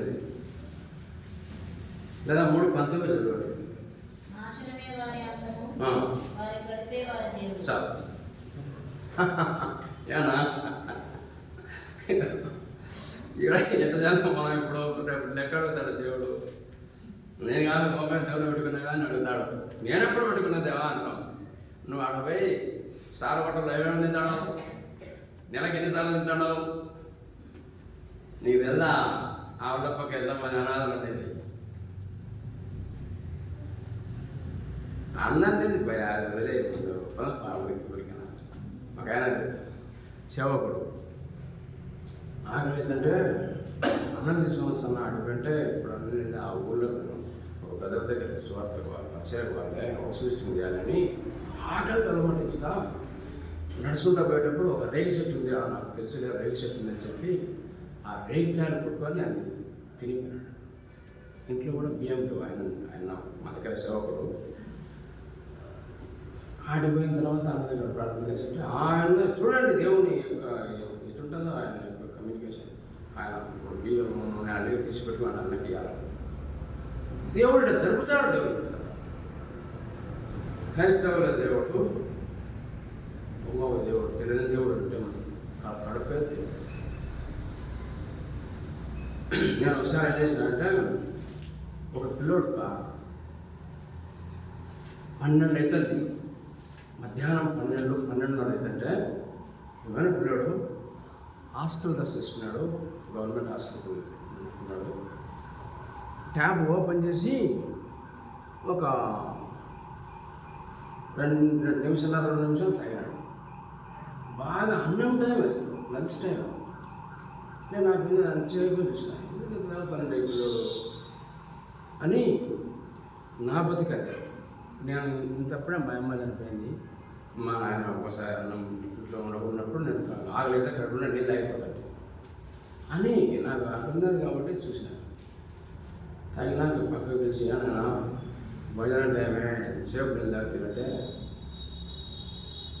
హాస్టల్ నుంచి ఊరికి పోయినా. ఊరికి పోయిన తర్వాత సోమవారం మన హాస్టల్కి వచ్చేటప్పుడు మా ఊరు బస్సు లేట్ అయింది. మేము హాస్టల్ కాడికి 10 లోపల పోతే మాకు మధ్యాహ్నం రేషన్ ఇచ్చారు. 10 దాటిదానిక మాకు మధ్యాహ్నం రేషన్ ఏరు భోజనం ఉంటుందని మాకు 12 అయింది బస్సు దిగాలి. ఇంకా అప్పుడే స్కూల్కి పోదామని అన్నం ఉన్నదన్నా అందుకు తాగుతున్నా. ఎంత బాధ అంటే తర్వాత ఎవరికైనా బాధ సర్లే నాయన అని చెప్పి కడుపులో నీళ్ళు తాగినాడు. అది తీసుకుపోయి నేను తిన్నానంటే కొంచెం తిన్నాడు, చపాతి తిన్నాడు. సరే ఇంకా అయిపోయి మళ్ళీ 1.5 కిలోమీటర్ సార్ లాస్ట్ ఊరుపేట అని నేను అక్కడనే మాది కూడా మాది ఆ నుంచి 2-3 కిలోమీటర్లు పాటిస్తున్నాను. నేను సరే అని చెప్పి అక్కడ నేను తీసుకొని పోయి ఆడ తీసినాను. ఆ పిల్లడు క్రిస్టియన్. నేను ఆ పిల్లడు క్రిస్టియన్ అని నేను అనుకోలే. ఆ పిల్లడు బండి దిగేటప్పుడు అన్న నీ పేరు ఏం పెట్టినా అన్నాడు. ఆ క్వార్టర్స్లో ఉంటామని చెప్పినాను. నీ పేరు ఏం పెట్టినంటే నా పేరు సులభం అన్నాడు. నాకు అది నేను పోయినాను. 3 రోజులకు నేను డ్యూటీలో నుంచి ఇంటికి వచ్చే మా భార్య నేను లంచ్ టైంకి 12 గంటలకు వచ్చేసరికి మా భార్య పచ్చి చేపలు అన్నం పెట్టి ఏం చేపలు ఎవరు తెచ్చాను నేను తేలేదంటే ఎవరో పిల్లడు హాస్టల్ పిల్లడు తెచ్చి 3 కేజీలు ఇచ్చాడు. ఆ పిల్లడు లెక్క పెట్టి కాదు, వాళ్ళ హాస్టల్కి ఆ పక్క చెరువు విరిగిపోతున్నాడట. వాటిని సరిపడా అందరినీ పిలిచాను రాలని. అప్పుడు అన్నం తీసుకుపోవాలని. కృతజ్ఞత అర్థం చూడండి. కృత అంటే ఏమని చేసినది, జ్ఞత అంటే ఏమని జ్ఞాపకం చేసుకోవాలి. కృతజ్ఞత అంటే అర్థం ఏమి లేదు. కృత అంటే చేసినది, జ్ఞత అంటే జ్ఞాపకం. 40 రోజులు అయింది అక్కడ చేసిన మేము కృతజ్ఞతగా చేసాం. దేవుని బిడ్డలారా, క్రైస్తవుడికి కృతజ్ఞత అనేది మనది, మన ప్రవర్తనగా ఉండాలి. కృతజ్ఞత అంటే క్రైస్తవులకు ప్రవర్తన ఏమంటారంటే ఇంగ్లీష్లో యాటిట్యూడ్ అంటారు. కృతజ్ఞత ఇంగ్లీష్లో ఏమంటారంటే గ్రాటిట్యూడ్ అంటారు. Gratitude should be our attitude. కృతజ్ఞత అనేది మనం వైఖరిగా ఉండాలి. క్రైస్తవులు మనకు దేవుడు సంవత్సరం అంతా ఎన్ని మేలులు చేస్తూ ఉన్నాడు. మనం ఊరిగా కృతజ్ఞత సాహసులు చెల్లిస్తానని వర్బల్ వర్షిప్ కాదండి, ప్రాక్టికల్ వర్షిప్ దేవుడు కొడుతున్నాడు. నువ్వు ఆయన కోసం ఆయన ఆజ్ఞ ప్రకారం 10 మందికి చేయాలి. అసలు భక్తికి నిర్వచనం మనకందరికీ తెలుసు. భక్తి అంటే తండ్రి దేవుని నిజమైన భక్తి ఏంది? యాకోబు 1:27 అంటే విధవరాలను దిక్కులేని వారిని వారి ఇబ్బందులలో ఇంకా అదే భక్తి. దేవుని బిడ్డలారా, నువ్వు ఎట్లన్నా చూడండి. మత్తయి సువార్త 25వ అధ్యాయంలో 38వ వచనంలో నా తండ్రి చేత ఆశీర్వదించమన్న రండి, లోకం పుట్టినది మొదలుకొని మీ కొరకు సిద్ధపరిచిన రాజ్యం స్వతంత్రించుకోనండి. ఎందుకంటే నేను ఆకలి వంటిని ఆడ కూడా ఈ విశ్వాసము సంబంధించట్లేవు. నా కోసం ఊరూరు తిరిగినావు, ఉపవాస ప్రార్థన చేసినావు, ప్రతిరోజు మందిరానికి పోతున్నావు, రైతులు చాలా మంది చెప్తున్నావు. అవి విశ్వాసానికి సంబంధించినట్టు అవి ఉండాలి, కానీ క్రియలు కూడా ఉండాలి. క్రియలు లేని విశ్వాసం లాభం లేదు. కాబట్టి అక్కడ మత్తయి సువార్తని క్రియలు ఉండేవి. నేను ఆకలి కొంటేనే అన్నం పెట్టినావు, తప్పికొంటే దాహం ఇచ్చినావు, కనీసం నీళ్లు కొనేది లేదు, నీళ్ళు కూడా వేయకున్నట్టు ఎంత దాహం. చెరసాల్లో ఉంటేనే మనం ఇప్పుడు హాస్పిటల్ ఎవరున్నా మన సహోదరుడు హాస్పిటల్ ఇట్లా పడినాడు, ఏదో కళ్ళు తిరిగి పడిపోయినాడు, అదేదో చెప్తానే మనకు తెలుస్తానే తోని పెడతారా? ఊరికి పోయి చూసి రావాలి. ఒక 3 రూపాయలు ఆపిల్ పళ్ళను తీసుకుంటాం. ఒకవేళ ఆపిల్ పళ్ళు తీసుకోకపోతే పోవాలండి అని దేవుడు మనతో మాట్లాడతాం. ఆ ప్రేమ చూసి వచ్చి ఎట్లా పడినావు ఏం కదా అనేది కాదు. ప్రేమ అసలు అవసరాలు లేదు. నువ్వు పోయాలి ప్రేమ సూపర్. ఇప్పటి నుంచి ఎందుకంటే మన తొందరలో go to enter into new year కాబట్టి మనదంతా మన కొత్తదనం న్యూనెస్గా మనం ఉండాలని దేవుడు మనతో మాట్లాడతాడు, ముఖ్యంగా నాతో మాట్లాడుతున్నాడు. కొన్ని యాజ్ డెవలప్ అవర్ బెస్ట్, మనకు తగినంతే మన కొంతలోనే మనం కలిగి ఉండాలి. మా ఊళ్ళో ఒక పిల్లోడికి వాళ్ళ కొడుకు రక్త కణాలు తగ్గాయి. అతని సంగతిగా మంచి విశ్వాసం పారేవాడు. ఆమె పిల్లడు ప్రొద్దుటలో తీసుకుంటే మీరు కర్నూలు తీసుకోండి, ఇమీడియట్గా తీసుకోండి. కర్నూలుకు రెయిన్బో తీసుకుంటే కర్నూలులో రెయిన్బోలో మంచి స్పెషలిస్ట్ ఎవరు చూసినారో నాతో కాదు. మీరు హైదరాబాద్ చూడండి, మధ్యలో డెత్ కావచ్చు అంటాడు. వాళ్ళు అసలు ఎట్లా విశ్వాసంతో ఉన్నారో మధ్యలో డెత్ కావచ్చు. అయితే మీకు ఒక్కటే ఒక ఛాన్స్ ఉంది. ఆ హైదరాబాద్లో సూపర్ స్పెషాలిటీలో ఏ డాక్టర్ అయితే వైద్యం చేశాడో ఆ డాక్టర్లతో ఇది సదుపాయం ఉండే అంబులెన్స్ ఉంది మీరు పెట్టుకుంటే. అంటే కర్నూలుకి హైదరాబాద్ పోనీకి 35,000. అంటే అదే సూపర్ స్పెషాలిటీ హాస్పిటల్ మాది ఉంటుంది, ఐసీయూ దాంట్లో ఉంటుంది, అదే డాక్టర్ ఉంటాడు. అట్లా పెట్టుకుంటాం దాన్ని. అట్లా తీసుకుపోయి ఆడుకుంటాం. మిగతా వాళ్ళంతా విశ్వాసం వచ్చినారు. ఒక్కొక్కరు 30,000, 40,000 ఇచ్చారు. ఆ పిల్లలు తెలుగులో తెచ్చినారు. ఈయనంత లెక్క అయింది. బంధకంలో ఉన్న వారిని జ్ఞాపకం చేసుకుని, ఆ మాట ఎక్కడన్నా ఉండేది? హెబ్రీ పత్రిక 13వ అధ్యాయం. నాకన్నా సమయం విషయాన్ని ఎక్కువ కాబట్టి ఎలాబరేట్గా పోతున్నాం. హెబ్రీ పత్రిక 13వ అధ్యాయము చదవండి. మొదటి వచ్చింది ఈ మాట జాగ్రత్తగా అర్థం చేసుకున్నప్పుడు మనకు గ్రహింపు వచ్చింది అనుకో దేవుని వాక్యం. ఇప్పుడు కాకపోతే ఎప్పుడైనా పాటించాలి. మీరును వారితో కూడా బంధింపబడినట్లు బంధకంలో ఉన్న వారిని జ్ఞాపకం చేసుకోండి. అంటే ఎంత జ్ఞాపకం అంటే మీరే బంధకంలో ఉన్నంత. ఆయన కొడుకు రక్త కణాలు తగ్గింటే నా కొడుకు రక్త కణాలు తగ్గినాయన్నంతగా నేను స్పందించాలని. అంతే ప్రేమ.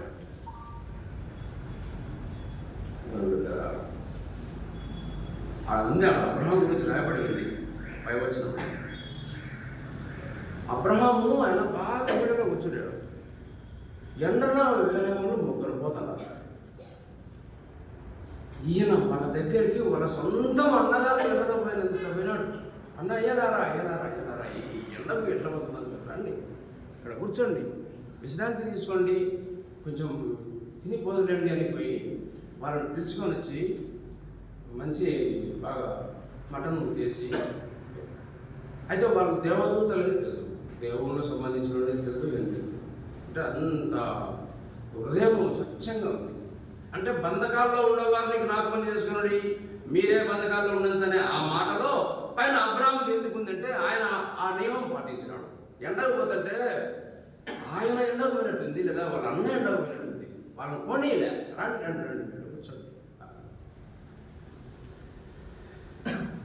దేవుని ప్రజలు, ఇశ్రాయేల్ ప్రజలు వాళ్ళ కాళ్ళకు అడ్డం చెప్తున్నాడు నడుస్తూ, అన్ని జనులు నడిచేంత న్యాయం కూడా నడుచుకోకుండా ఉంటే నవ్వుకట్లేదు పెట్టాడు.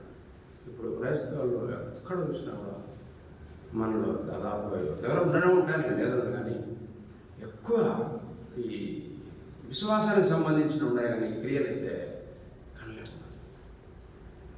క్రియలేని విశ్వాసం మొత్తం. క్రియలు కొన్ని ఉండాలి. ఆ అనాథలు ఎంతమంది కనిపిస్తుంటారు రోడ్ల మీద, దిక్కు లేని వారు ఎంతమంది కనిపిస్తుంటారు. యోగు అయితే ఒక మాట అన్నాడు చూడండి. యోగు గ్రంథము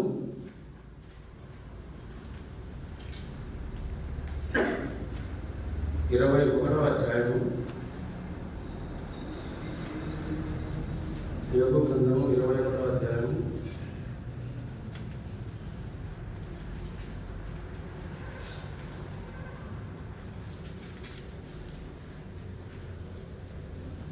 27వ అధ్యాయం.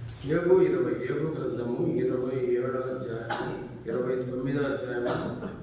యోగు గ్రంథం 29వ అధ్యాయం 15వ వచనం.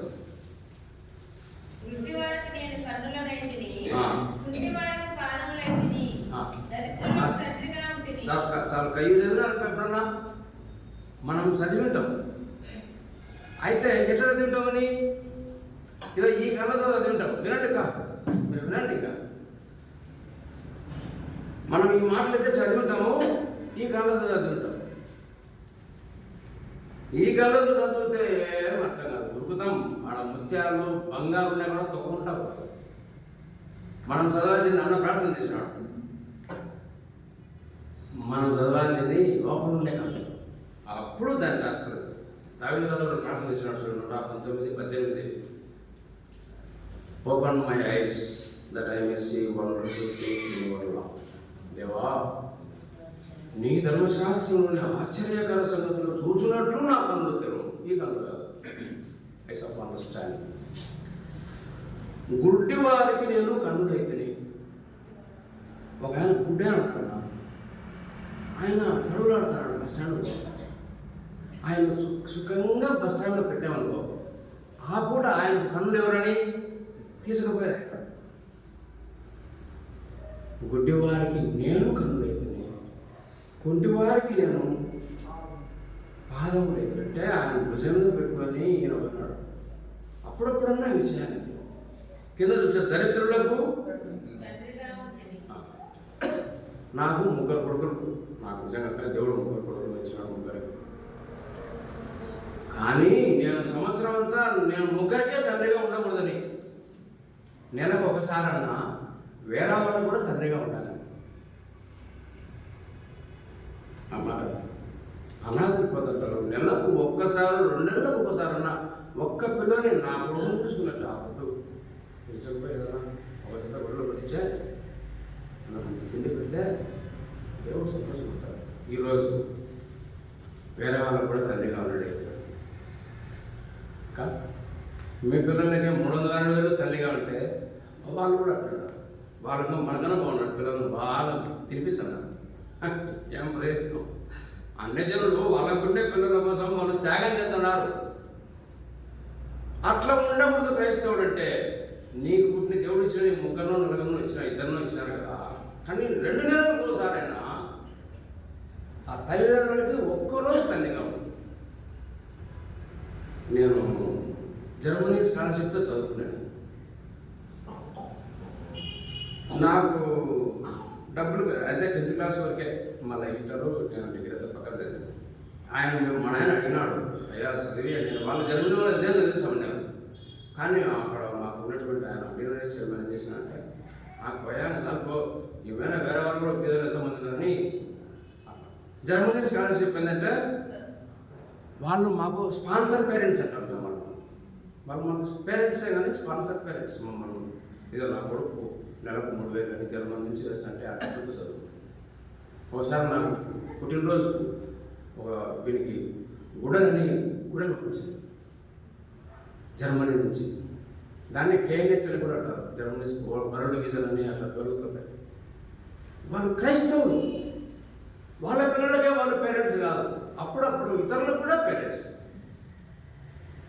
ఇప్పుడు దేవుడు మాట్లాడుతున్నాడు మనతో, దరిద్రులకు తండ్రిగా ఉండి అంటున్నాడు ఆ భక్తుడు. కాబట్టి దేవుడు మనతో మాట్లాడితే మన పిల్లలకే 365 రోజులు తండ్రిగా ఉంటే ఉండు, తల్లిగా ఉంటే ఉండు.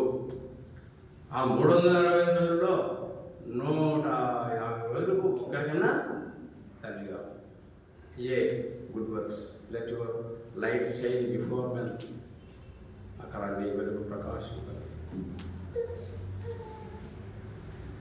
ఈ మాటలన్నీ నాలో నేను అనుభవించుకుంటే దేవుని బిడ్డలని నేను దేవుని మహిమపరచాలి. అవును కదా, వాళ్ళు నీ క్రియలు చూసి మహిమ దేవుడు. ఎందుకు దేవుడురా అదే ఎందుకంటే దాని పేరే దేవుని ప్రేమ. దేవుని ప్రేమ.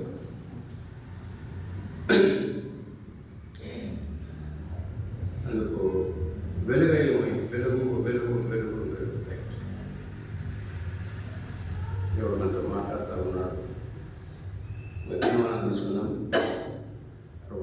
సంవత్సరం లేకపోయినా.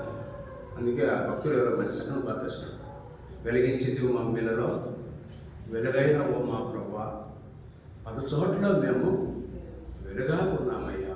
ఎంత మంచి పశ్చాత్తాపము, ఎంత మంచి 10 చోట్ల మేము వెలుగా ఉన్నామయ్యా ప్రభువా.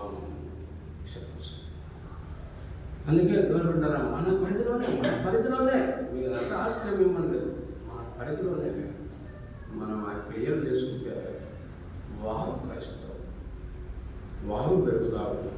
మన అపొస్తలుల కార్యం 9వ అధ్యాయంలో ధర్మకార్యాలు ఒక్క పేపర్ దగ్గర 10 లేకపోతే మోహాయి ఉంటారు.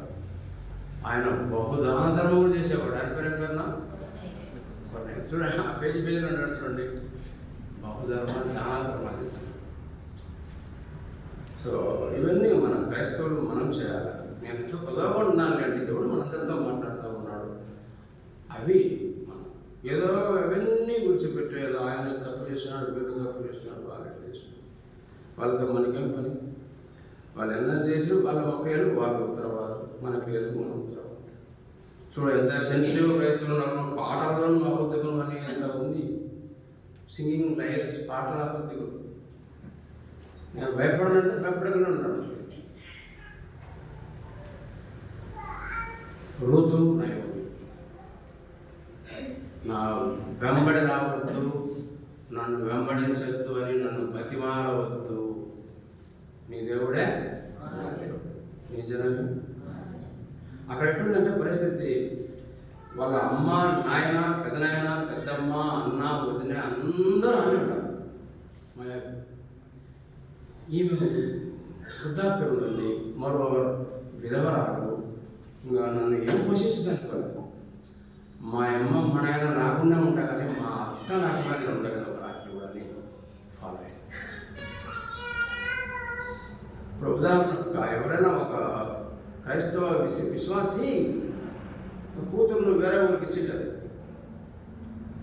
ఆమె సంఖ్యలో తన కూతురును పెట్టుకొని పండగకు వచ్చింది అమ్మ దగ్గర. ఇద్దరు విశ్వాసులే. 2 రోజులు ఉండింది. 3వ రోజు పోతుంది. అమ్మని పోతామంటే మా అమ్మ 2 రోజులు తల్లి అనింది అమ్మ. ఉండనే ఉండనమ్మా, నేను వచ్చేటప్పుడు మా అత్తకు జ్వరం ఉండేది, అసలు నాకు రాత్రి అంత నిద్ర రాలమ్మా, పోతామ్మా అనే సంభాషణ మనలోనే ఉండాలి. అన్నజనులు ఏంటి కూడా క్రైస్తవులోనే ఉండాలి. ఈ కళ్ళతో అమ్మాయిని ఒకటే ఆ సారాంశం కోసమే ఈ ఋతువు గ్రంథం దీంట్లో గ్రంథస్థం చేసింది. దేవుని బిడ్డ ఇవన్నీ మనం చూసుకుంటే దేవుని బిడ్డ మనం హ్యావ్ ప్రాక్టీస్ మనం చేయాల్సింది. అందుకు దేవుని సన్నిధిలో అప్పుడే దేవుని ఫిలిప్పీయులకు రాసిన పత్రిక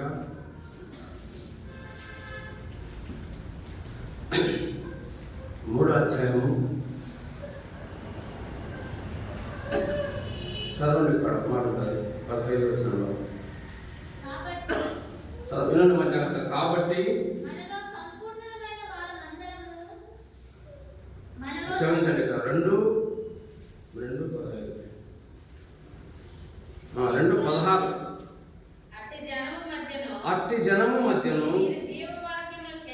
జీవవాక్యమును చేతపట్టుకుని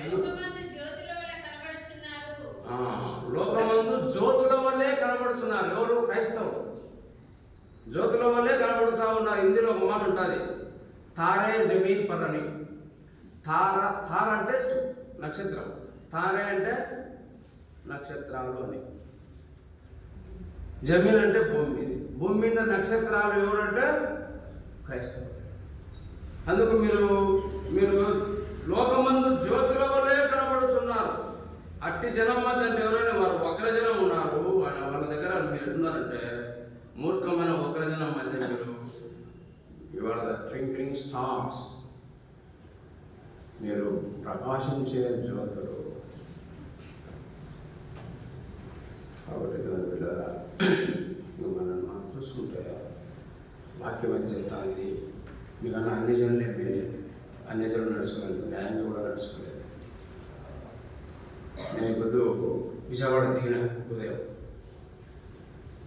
మనం చెప్పకూడదు యాక్చువల్గా. అయితే ఇది కూడా అభ్యాసం కూడా చెప్పమంటున్నాను. ఎందుకంటే నేను యాక్చువల్గా నేను ఒక వ్యక్తిని, నేను నాకు ఎందరో సాయం చేస్తున్నాను అప్పుడొకప్పుడు వచ్చి కూడా. కాబట్టి విజయవాడ దిగిన తర్వాత బస్టాండ్ దూరం అన్నాను. అయ్యా ఆటో పోతే 40 రూపాయలు తీసుకుంటాను, ఇట్లా పోతే దగ్గర. సరే ఇట్లా పో, రైట్ సైడ్ పోతే అడగ రోడ్ వస్తుంది. నేను ఆ బస్ స్టాండ్ కాదు 40 రూపాయలు అయిపోయి చేశాను. ఎట్లా అయిపోయి చేసినానంటే, ఈరోజు నేను వాళ్ళకి ఒకరికి తండ్రినైనా ఉదయం 20 రూపాయలు ఒకరికి, 10 రూపాయలు ఒకరికి. నేను నిజంగా దేవుని బిడ్డలారా, నీ శరీరానికి పని పెడదాం, ఆ లెక్క పడుతాం. అట్లా కూడా మన దగ్గర లెక్క లేదు. నేను 40 రూపాయలు ఇచ్చి పోవాల్సింది 60 ఏళ్ళ వయసు. కానీ శరీరాన్ని నడుచుకున్నప్పుడు 60 వేలకు మీరు ప్రిపేర్ మనం కరెక్ట్ సత్యం చెప్పాలి. ఇడిచే కాదు, ఎక్కడి నుంచే సత్యమే చెప్పాలి. చేస్తారు ఇంకొక 5 రూపాయలు 45 రూపాయలు 60 రూపాయలు ఖర్చే. అది దేవుని పనికి ఇది మనం చెప్పకూడదు. కానీ మనం కూడా ఇష్టం వచ్చినట్టు దేవుని కార్యాలు వివరించిన వాక్యాలు డబ్బులు డబ్బులా సంకల్పించకూడదు. కానీ శరీరాన్ని నలకొట్టాలి. తద్వారా శరీరం కూడా ఎదుగుతుంది, దేవునికి ఎదుగుతుంది. అంటే ఆ స్థాయిలో కూడా మనము దేవుని మహిమపరచాలని. అదే నేను బెటర్ అని చెప్పలేదులే, కాకపోతే అలాంటివి కూడా చేయాలి. సో అప్పుడు మీరు నీతిమంతులు తండ్రి రాజ్యంలో సూర్యుల వరే తేజలు, పరలోక రాజ్యం పోవాలంటే అవన్నీ ఉంటాయి. ఒక పాట ఉంది, హల్లెలూయా పాటలో మన పరలోక రాజ్యానికి పోవడానికి ఇప్పుడు అక్కడ నుంచి విజయవాడ నుంచి ఈ ఊరికి రావడానికి కొన్ని వయా ఉన్నాయి. నూజివీడు, సత్తుపల్లి, అస్కారం, అట్లా పరలోక రాజ్యానికి కూడా వయా ఉన్నాయి. ఆ పాటలో ఏ పాట అంటే, లెబానోను వీడి నాతో రమ్ము, లోకపు ఆశలు గతించిపోను, హెర్మోను గెత్సెమనే గొల్గొత దాటుచు ఎబ్రోను చేరును ప్రభువును ఆరాధించెను. లిఫ్ట్ లేదు పరలోకానికి, వేరే మార్గం కూడా లేదు. హెర్మోను పోవాలా, గొల్గొత పోవాలా. హెర్మోను గెత్సెమనే గొల్గొత. యేసు ప్రభు ఎట్లా పోయినాడో ఆ అడుగులు ఫాలో అయితేనే, అంటే కష్టాలు శ్రమలు ఆ గొల్గొతలో ఆయన ప్రాణమే. అంటే అంత స్థాయిలో మనం కూడా పోతేనే ఎప్పుడైనా దొరుకుతుంది. కాబట్టి ప్రేమ యేసు ప్రభు ఎప్పుడు వస్తాడో, ఆయన ఎప్పుడు వచ్చేదో తెలియదు అనేది. ఎవరికి తెలియదు? ప్రభు కూడా తెలుసండి. కానీ ఒక చోట ఉంది, ఆయన వచ్చేది మీకు తెలుసండి. ఎక్కడంటే ఏప్రిల్ రాసిన పత్రిక అమ్మాడు తెలిసి ప్రార్థన చేసుకోవాలి. ఏప్రిల్ రాసిన పత్రిక 10వ అధ్యాయము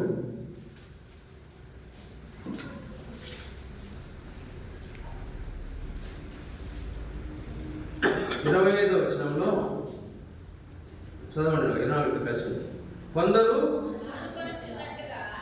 సమాజంలో కూడట మానక ఒకరినొకడు హెచ్చరించుచు ఆ దినము సమీపించుట మీరు చూచిన కొలది మరీ ఎక్కువగా అలా చేయుచు ప్రేమ చూపుటకును సత్కార్యములు చేయుటకును ఒకరినొకడు పురికొల్పాలని ఆలోచించము. ఇప్పుడు నా పాయింట్ ఆఫ్ వ్యూ ఏంటంటే, ఆ దినము సమీపించుట మీరు చూసుకోలేదు. అర్థమైంది కా? యేసు ప్రభు దినము సమీపించుట మీకు తెలిసే కొద్దీ మీరు ఇంకా ఎక్కువ ఇలా ఉండండి. ఏడు వచ్చారు. ఇప్పుడు నా కొడుకు పెళ్ళి ఫిబ్రవరి 15 అనుకోండి, 10 ఇచ్చింట.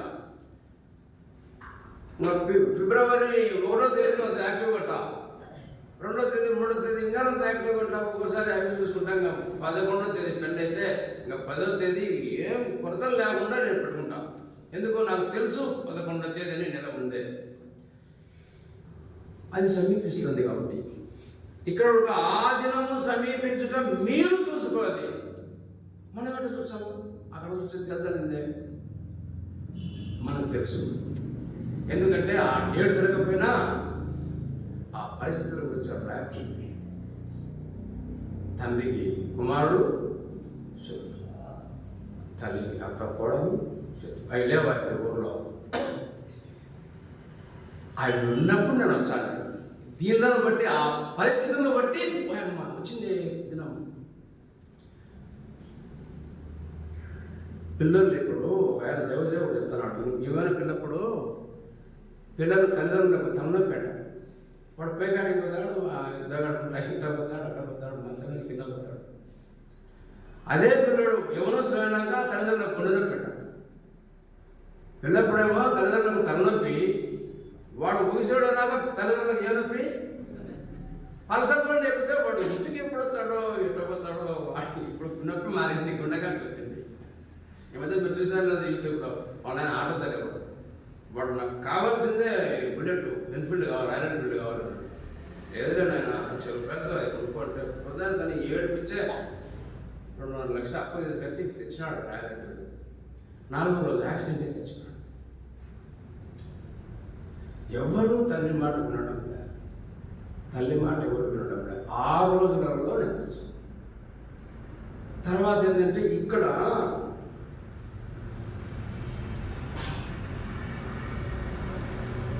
అపోస్తుల వేషం ధరించుకొని పగారు పడుకుంటారు. అది కూడా జరుగుతుంది.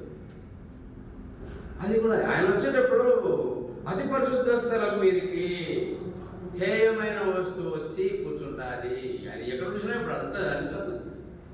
ఇంకా ప్రభువు రాకడే కదా బయట. అందుకు మనం పరిశీలించుకొని, ప్రభా నీవే దిక్కు, నువ్వే నన్ను క్షమించుకో అని చెప్పి ఆయన మనం మనస్ఫూర్తిగా పడుకొని కొత్త సంవత్సరంలో ప్రవేశిస్తుంది. దేవుడి మాట మనం ఫలితం చేద్దాం.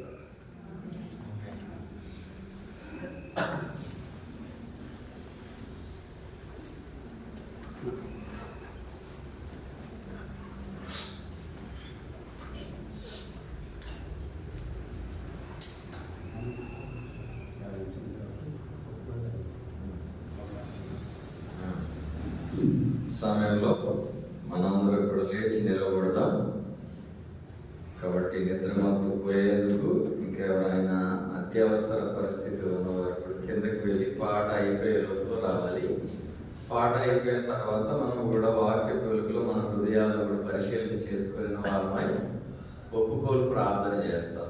ఏ విషయాల్లో అయితే మనం తప్పిపోయిన వారంగా ఉన్నామో, దేవుని నొప్పించిన వారంగా ఉన్నామో, దేవుడు ఇచ్చిన ఆజ్ఞలను గైకొనక ఆయన మార్గంలో కూడా మనం కూడా నిలవకుండా ఎక్కడైతే తప్పిపోయిన వారంగా ఉన్నామో మనం కూడా పరీక్షించుకున్న వారమై, పరిశీలింపబడిన వారమై ఆ తప్పిదములను కూడా ఒప్పుకోవాలి. ఎందుకంటే బైబిల్ గ్రంథం ఏం సెలవిస్తుందంటే, అతిక్రమములను దాచిపెట్టువాడు వర్తిల్లడు, వాటిని ఒప్పుకొని విడిచిపెట్టువాడు కనికరం.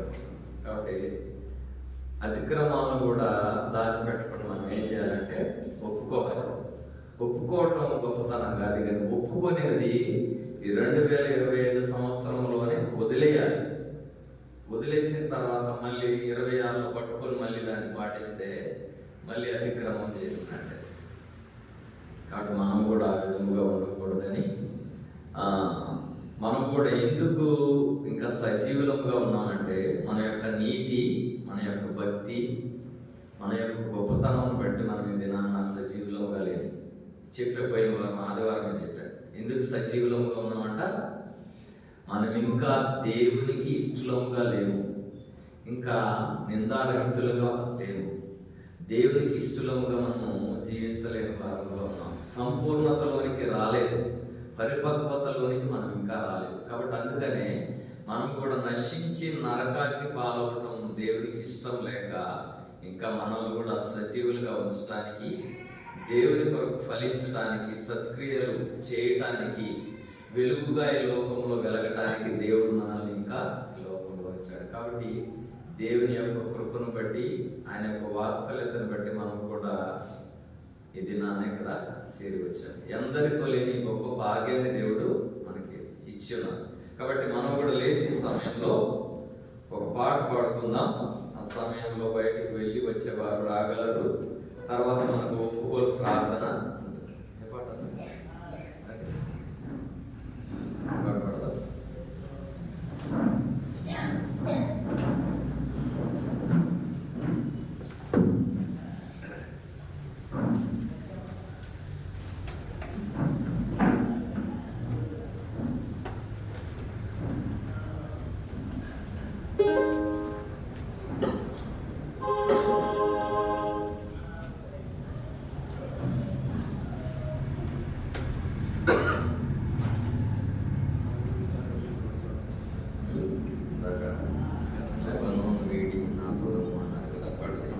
తంబుర సితార్.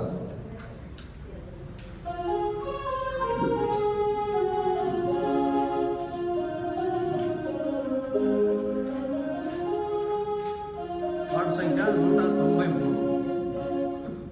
మరొక పుస్తకం 191. వచనాలు కూడా చెప్పండి.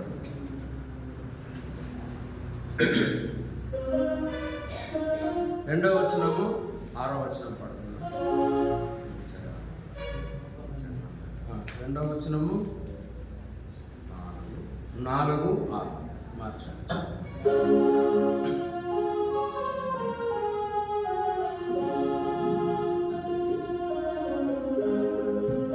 రెండవ వచనం, 4వ వచనం, 6వ వచనం. తంబుర సితారతో మా ప్రభుని ఆరాధించెదము.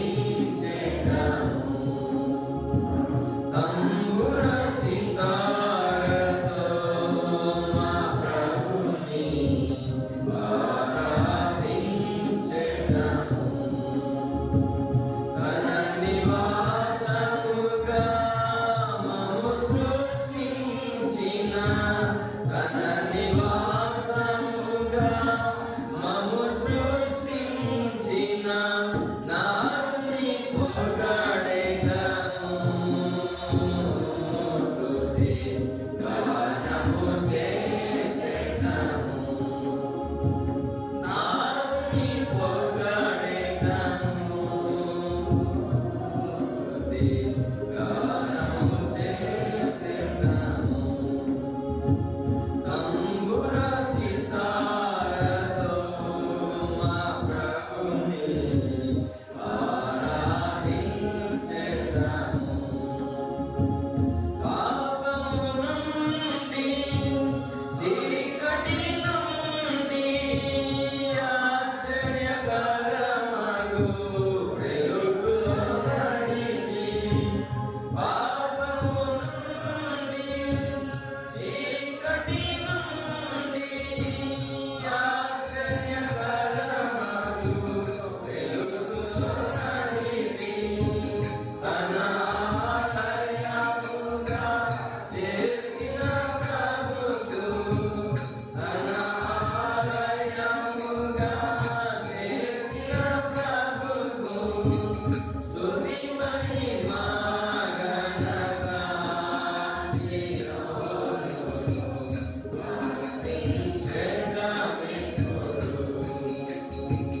స్తుతి మహిమ ఘనత సియోనులో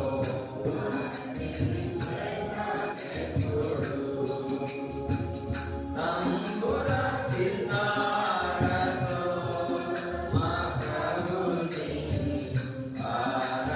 ఆరాధించెదము. తంబుర సితారతో మా ప్రభుని ఆరాధించెదము. ఆత్మీయ ఇంటికి క్రీస్తువులాని సజీవమైన వారే ప్రజలు. ఆత్మీయ ఇంటికి క్రీస్తువులాని సజీవమైన వారే ప్రజలు. ఆత్మీయ రూపముకు ప్రభువే శిల్పి. ఆత్మీయ రూపముకు ప్రభువే శిల్పి. ఆద్యంతరహితుడై నడుపును మోక్షపురికి మమ్ము.